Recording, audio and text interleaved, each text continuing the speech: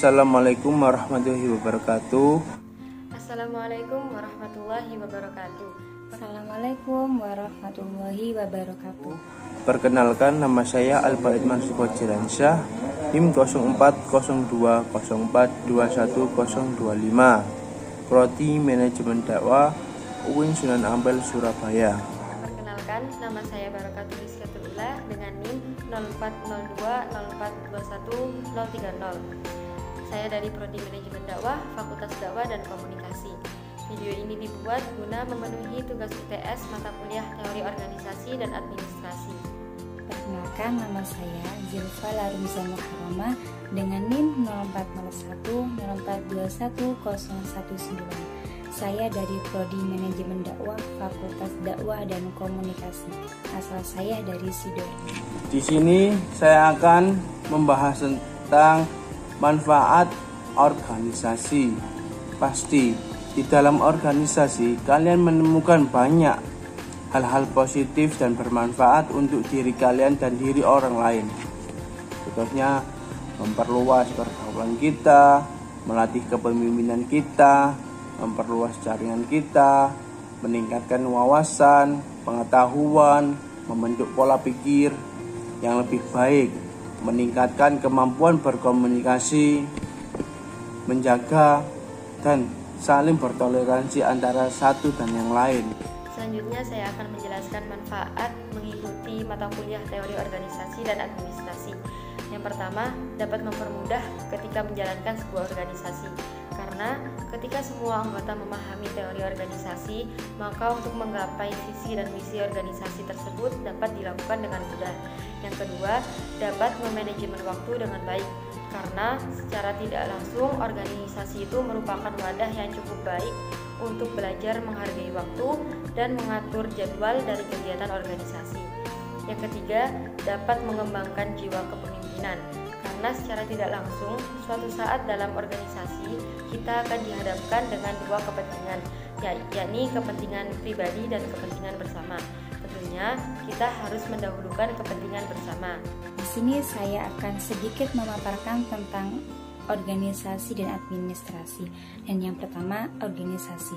Organisasi itu apa sih? Organisasi adalah suatu wadah, perkumpulan atau komunitas yang terdiri dari beberapa orang yang memiliki visi dan misi yang sama untuk mencapai tujuan bersama. Nah, tujuan organisasi itu adalah untuk merealisasikan keinginan dan cita-cita bersama anggota organisasi. Dan fungsi dari organisasi itu adalah dapat meningkatkan kemampuan anggota organisasi dalam meningkatkan sumber daya dan dukungan dari lingkungan masyarakat. Dan yang kedua, administrasi. Administrasi itu adalah sebuah aktivitas kerjasama yang dilakukan oleh sekelompok orang yang didasarkan pada pembagian kerjanya. Bisa disebut dengan job desk yang telah sesuai dengan struktur yang sudah ditentukan. Nah, fungsi dari administrasi itu adalah untuk membantu dalam perencanaan atau pengembangan kegiatan agar tercapainya tujuan bersama, dan administrasi ini biasanya digunakan untuk organisasi atau juga perusahaan. Mengenai impian, saya ingin sekali menjadi pengusaha yang sukses dan membuka lapangan pekerjaan. Harapan saya dari situ, saya mampu membuka lapangan pekerjaan bagi masyarakat sekitar saya dan ingin mensejahterakan orang-orang di sekitar saya, terutama keluarga saya, teman-teman saya, dan di sekeliling saya. Semoga impian saya dan orang-orang di sekitar saya bisa terwujud. Amin. Mengenai impian, sejauh ini impian saya yang belum pernah berubah, yaitu ingin sekali bisa memotivasi banyak orang, kemudian menjadi penulis yang hebat dan bisa berdakwah dengan baik. Ngomong-ngomong tentang impian nih, setiap manusia, setiap orang kan pasti nih ya punya impian. Nah, di sini saya akan sedikit mengungkapkan impian saya.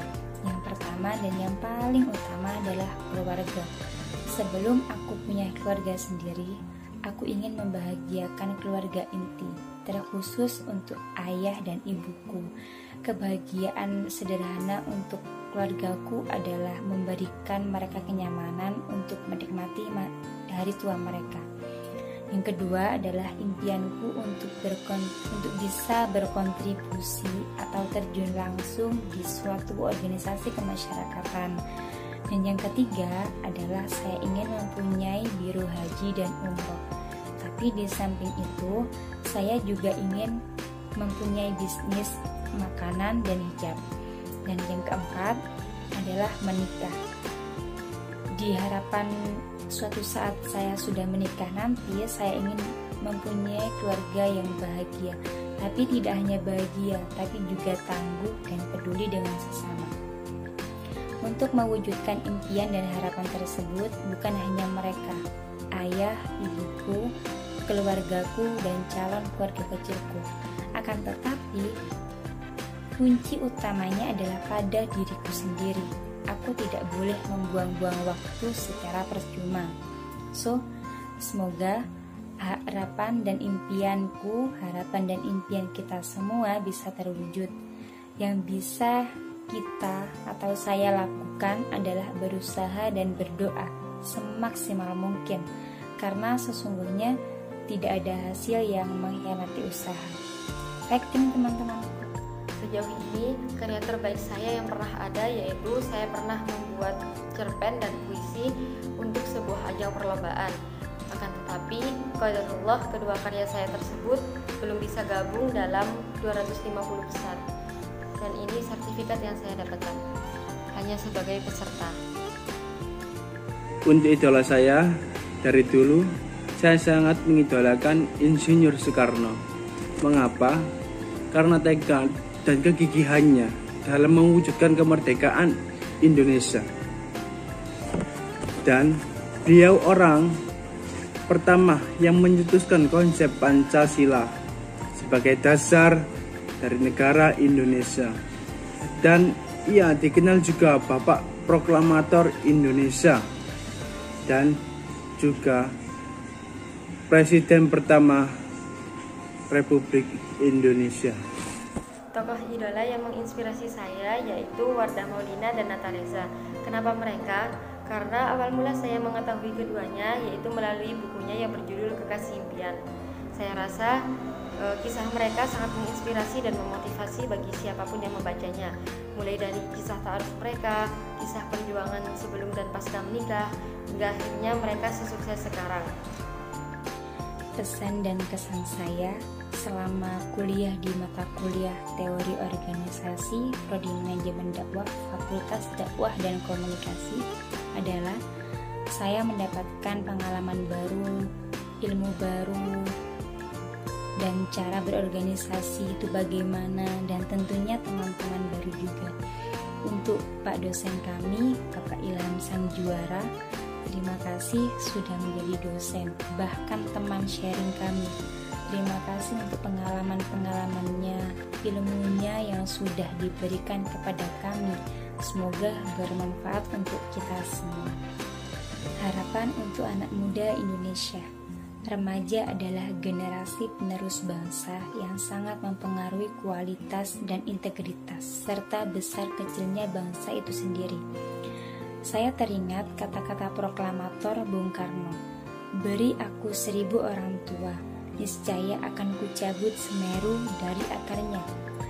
Beri aku 10 pemuda, akan kuguncangkan dunia." Kata-kata itu menunjukkan betapa hebat, kuat, dan berpengaruhnya para remaja terhadap perubahan dunia, bahkan Indonesia. Di usia dan pada masa inilah para remaja memiliki pemikiran yang fresh, semangat yang tinggi dalam melakukan sesuatu, sehingga masih dapat kita bentuk karakter dan kepribadiannya dengan menanamkan nilai-nilai agama, moral, etika, dan kejujuran.